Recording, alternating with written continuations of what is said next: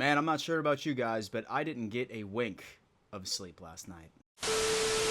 Yo ho ho, Bills Mafia. Welcome to yet another edition of the Da Mafia Report. Where I currently stand, it's about 86 degrees outside, so I had to come out and sit on the patio so I could relax from the dungeon that I was in for the past couple of hours since the Buffalo Bills ended up releasing their schedule. I'm not going to lie to you, I've probably reviewed that thing minimum 735 times, really trying to come to the ultimate conclusion of, hey, do I like the way that this is set up? So in this video, what I wanted to do is I wanted to go through the entire schedule, things that I love about it, things that I hate about it, and then overall, maybe we'll be able to come to that conclusion together. Say that you're new here, I'm an avid member of the Bills Mafia, and I regularly put out videos about the Buffalo Bills and the NFL.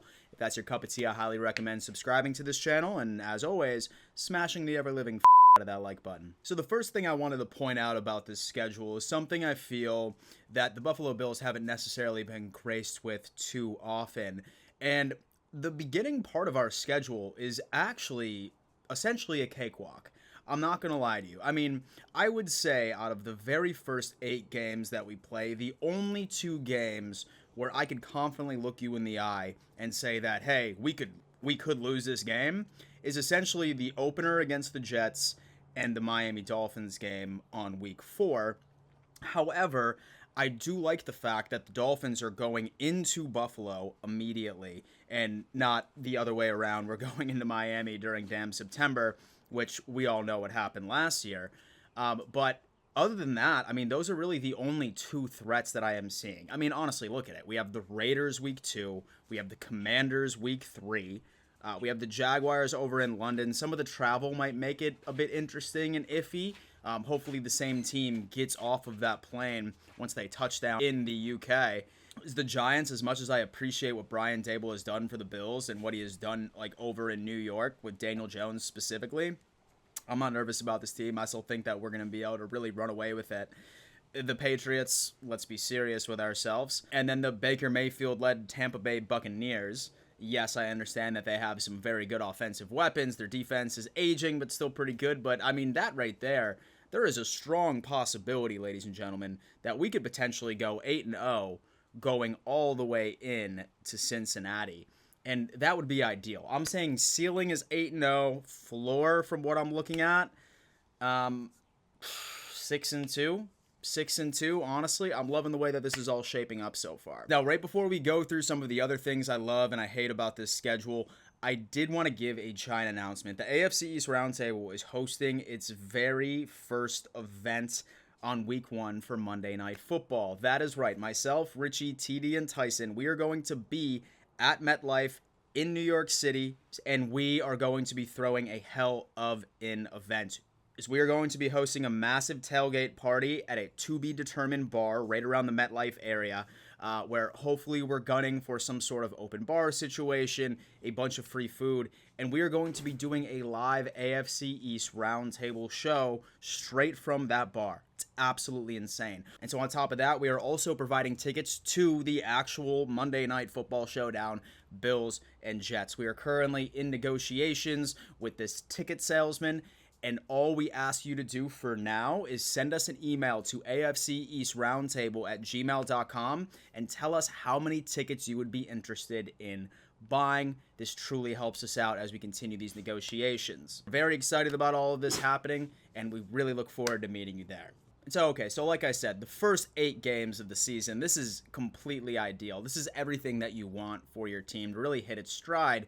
But then things get a little interesting, right? The Bengals, obviously, it's going to be Sunday Night Football. And so the NFL knows exactly what they're doing here. Primetime game. And so then the Broncos, who I really think is going to have a turnaround year this year. Never underestimate what Sean Payton can do to an offense. That is for damn sure. The Jets, again, this time it's going to be in Buffalo. But I've been saying this for the longest time. I see the Buffalo Bills and the Jets splitting this year. The Eagles is going to be an absolute slugfest, and then we go into the Week 13 bye.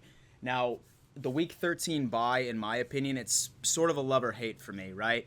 Last year, I wasn't the biggest fan of an early bye week because then we just ended up going through a massive stretch. We had a bunch of our players go down with no relief in sight, right? Like, once that bye week was over, we had no days off at all.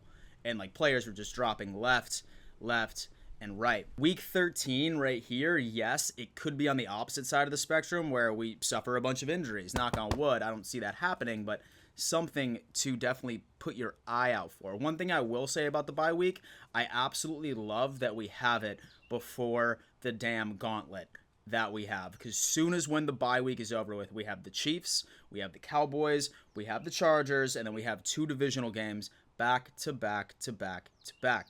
So we are without a doubt going to need some massive rests going into it. So as far as any complaints that I might have on this schedule, I mean, all in all, of course we're going to go through a gauntlet. I feel like every single team in the NFL has a stretch of some very difficult opponents. It's just how it is.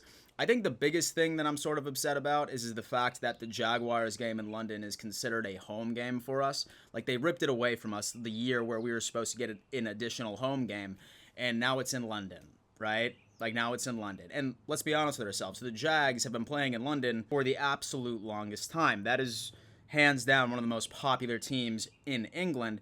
So I'm really hoping that Buffalo and Bills Mafia can travel well over the pond at this point. But I'm not necessarily the biggest fan of that. Second up, a lot of primetime games, dude. And listen, I remember back in the day, like, the grass is always greener on the other side, right?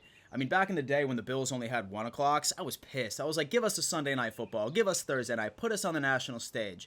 Now that's all we have, bro. We have 4 1 o'clock games all year. Now, maybe that's just me being a boomer, because I happen to like watching a 1 o'clock game, and then I can take some time to decompress. All of these primetime games, if the Buffalo Bills lose, I'm pissed off, and I'm staring at the ceiling until 3 a.m. in my bed, just replaying that game in my head. Just being very drunk and very upset.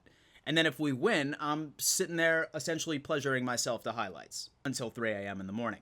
So regardless, I'm very excited about what the schedule is. I mean, I'm not sure about you guys, but I already bought tickets right to the Cowboys game. I got a buddy, diehard Dallas Cowboys fan. I'm bringing him up into Bills Mafia country. He's going to break a table or two. And then obviously with the Jets and the Buffalo Bills, since the AFC East roundtable will be throwing an event there. Do me a favor, leave a comment. What games do you plan on going to? Have you bought tickets already? Very interested to see what your overall plan is. And of course, I want to hear feedback on how you think this whole schedule has been structured. Some people love it. Some people hate it. As you can see, I'm literally just right in the damn middle. Thank you so much for tuning in to yet another edition of the Dom Mafia Show. And before I let you go, you better always remember, let's go Buffalo.